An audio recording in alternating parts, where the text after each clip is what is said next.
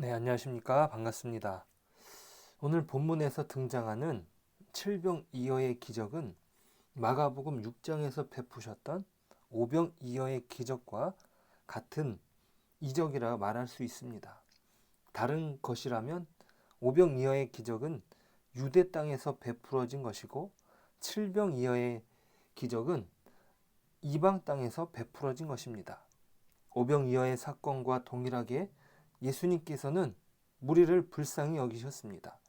오병이어에서는 그들을 불쌍히 여기셔서 가르치시다가 날이 저물어 무리가 배가 고픔을 아셨고 전혀 예상하지 못한 가르침이었던 거죠. 오늘 본문에서는 예수님께서 불쌍히 여기심은 사람들이 예수님과 함께 있은 지 사흘이 지났던 것입니다.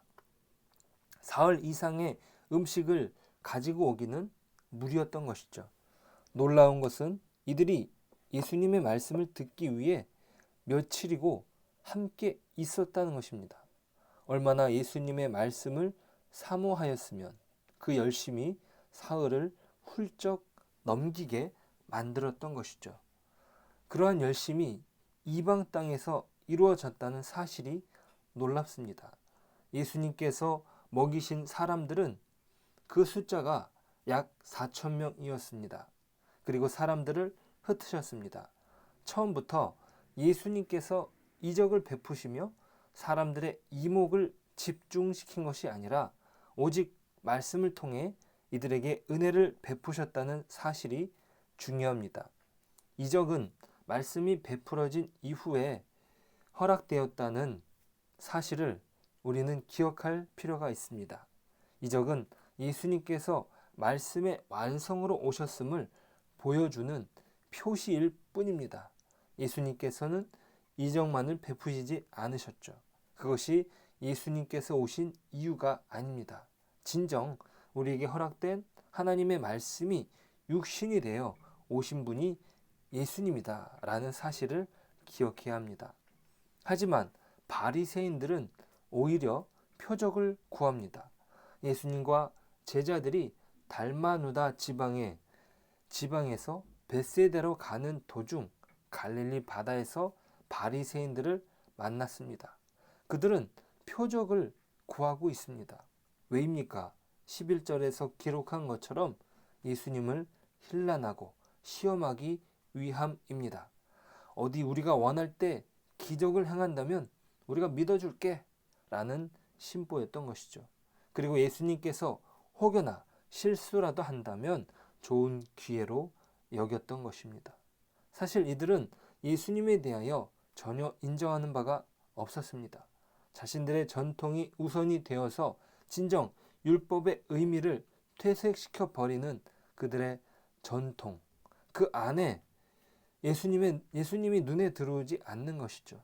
그동안 예수님께서 보여주셨던 병고침의 사역과 귀신을 쫓아내시는 일, 사람들의 필요를 불쌍히 여기셔서 채우셨던 사역이 곧 표적이었음에도 그들은 인정하지 않습니다.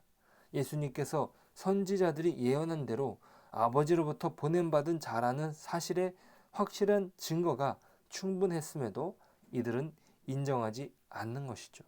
그럼에도 계속 표적을 요구한다는 것은 분명한 모욕입니다. 예수님께서는 표적을 원한다고 행하시는 분이 아닙니다. 사람들에게 진정 필요한 것은 무엇입니까? 지금까지 보여주신 표적을 통해 예수님께서 온전한 구원자 되심을 믿어야 하는 것입니다. 그런데 여전히 그 믿음이 부족한 것이 사실입니다. 예수님의 제자들조차도 그러하다는 사실이 다음 사건에서 드러납니다. 예수님께서는 바리새인들을 떠나 다시 배를 돌려 벳세다로 가십니다. 하지만 제자들은 떡을 챙기지 못했다고 기록합니다. 이 떡을 챙기지 못했다는 사실을 기록하는 것은 제자들의 예수님에 대한 온전한 믿음이 없다는 사실을 보여주기 위함입니다. 제자들은 먹을거리가 없어서 걱정입니다. 그렇게 걱정하는 제자들에게 예수님께서 말씀하십니다. 삼가 바리새인들의 누룩과 헤롯의 누룩을 주의하라. 그러자 제자들은 자신들이 떡이 없다고 수군거립니다. 제자들은 빵에 쓰이는 누룩으로 생각하고 바리새인들과 헤롯 당에게서 떡을 받지 말라고 생각했던 것입니다. 하지만 예수님께서 말씀하신 것은 그들의 가르침을 말한 것입니다. 마태복음 16장 11절 12절은 이렇게 기록합니다. 어찌 내 말한 것이 떡에 관함이 아닌 줄을 깨닫지 못하느냐. 오직 바리새인과 사두개인들의 누룩을 주의하라 하시니 그제서야 제자들이 떡의 누룩이 아니요 바리새인과 사두개인들의 교훈을 삼가라고 말씀하신 줄을 깨달으니라. 제자들은 떡이 없는 것에 자신들이 굶을 것을 걱정한 것이죠. 하지만 예수님께서 함께 하시니 그것은 걱정할 문제가 아닙니다. 예수님께서 제자들에게 말씀하십니다. 내가 떡 5개를 5천 명에게 떼어줄 때에 저가 몇 바구니를 거두었고 7개를 4천 명에게 떼어줄 때에 몇 광주리를 거두었느냐 물으십니다. 예수님과 함께 한다면 떡이 없더라도 그것은 문제가 되지 않습니다. 즉 이들의 걱정은 바리새인들과 헤롯 땅의 누룩, 즉 그들의 가르침과 동일한 걱정을 한다는 것이죠. 예수님께서 부족함 없이 이들의 필요를 충분히 채워주실 수 있는 구원자라는 사실이 그 표적을 통해 드러난 것인데 제자들은 여전히 깨닫지 못하고 있었던 것이죠. 바리새인들과 헤롯 땅의 가르침은 누룩과 같아 보이지 않지만 그 영향력이 퍼지면 그 영향력은 대단한 것입니다. 제자들의 떡이 없음에 대한 걱정은 곧 예수님에 대한 믿음이 부족하다는 것이 드러난 것이죠. 곧 제자들이 은연중에 바리새인과 헤롯의 가르침 아래 있다는 증거가 됩니다. 그들은 예수님께 여쭈었어야 하는 것입니다. 저희가 깜빡 잊고 떡을 챙기지 못했습니다. 예수님, 저희들을 도와주십시오. 이렇게 구원자이신 예수님을 의지하는 것이 제자들에게 마땅한 바입니다. 하지만 아직도 그들은 깨닫지 못하고 있었던 것이죠. 그러한 제자들의 믿음의 형편이 예수님께서 벳세다에서 맹인 한 사람을 고쳐주시는 과정에서 여실히 드러납니다. 예수님께서는 맹인 한 사람을 고쳐주십니다. 예수님께서는 맹인의 손을 잡아주시죠. 그리고 눈에 침을 뱉으시고 그에게 안수하십니다. 어떤 똑같은 방법으로 사람들을 치료하지 않으시는 장면을 우리는 목격합니다. 예수님께서는 사람과 사랑과 지혜로서 각 경우마다 모든 사람들을 개별적으로 대하십니다. 이 맹인에게 맞는 은혜를 베풀어 주시는 거죠. 특별히 이 맹인은 눈이 한 번에 보여지지 않습니다. 예수님께서 안수하시고 무엇이 보이느냐 물으십니다.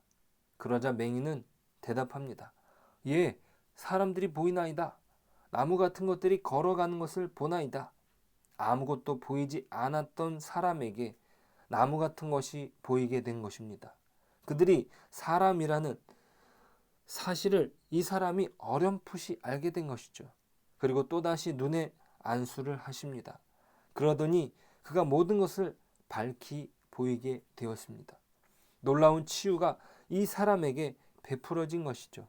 그런데 왜 2번의 과정을 예수님께서 행하셨는지 그 이유는 기록되지 않습니다. 하지만 분명한 사실은 제자들이 이 맹인이 치유를 받는 과정을 보고 있다는 것이죠. 예수님께서는 분명 이 치유의 과정을 통해 깨닫게 하시는 바가 있습니다. 여전히 제자들이 깨닫지 못하는 내용이 분명히 있었죠. 예수님께서 수많은 이적을 베푸셨음에도 그것은 바리새인들과 헤롯 사람들과 마찬가지로 제자들은 그 마음이 아둔합니다. 마치 맹인이 첫 번째로 본 막대기가 어렴풋이 보이는 상황과 마찬가지인 것이죠.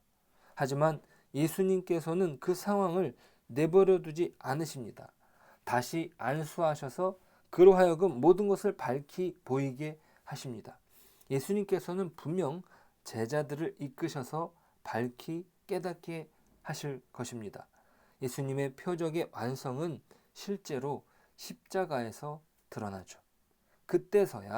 그때까지 예수님께서는 제자들을 조금씩 인도해 가십니다. 그것이 맹인을 치료해 가시는 과정에서 그대로 드러난 것입니다. 예수님께서는 많은 이적들을 통해 자신이 하나님의 아들 되심을 분명히 보여주십니다. 예수님께서는 안전뱅이를 일으켜 주시고 병든 자를 고쳐주시고 문둥 병자를 깨끗게 하셨으며 바다를 잔잔케 하셨고 배고픈 무리를 먹이셨고 심지어 죽은 아이도 살리셨습니다. 그것이 곧 예수님께서 어떤 분이신지를 분명히 알려주는 상징적인 사건들입니다. 그럼에도 바리새인들은 예수님을 인정하지 않으며 여전히 표적을 요구합니다. 그들이 표적을 요구하는 것은 오히려 예수님을 모욕하는 것이죠. 그러니 예수님은 표적 보이시지 않으셨습니다. 그러한 그들의 가르침을 그 은연중에 제자들이 영향을 받는 것입니다. 예수님께서 곁에 계심에도 불구하고 떡 하나로 인하여 걱정하고 있습니다. 그들이 예수님에 대하여 여전히 깨닫지 못하고 있는 불신 가운데 놓여 있습니다.